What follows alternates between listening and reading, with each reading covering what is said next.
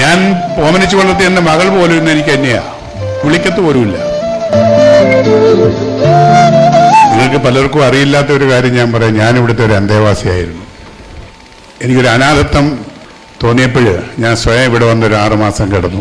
എൻ്റെ കൂടെ അഭിനയിക്കുകയും ഒരു വലിയ നാടക നടി കൂടി ഇരിപ്പുണ്ട്, ലൗലി.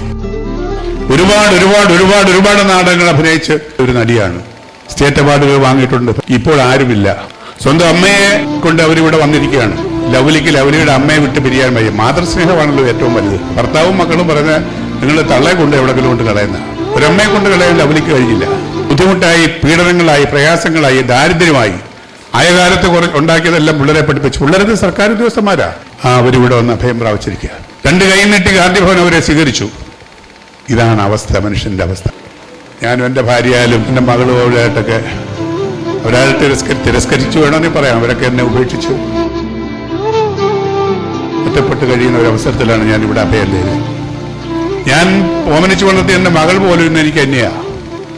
അവൾ വലിയ എഞ്ചിനീയറാണ്, മരുമോൻ ഡോക്ടറാണ്. അവർ ആസ്ട്രേലിയ സെറ്റിലായിരിക്കും. ഒന്ന് വിളിക്കത്ത് പോലുമില്ല.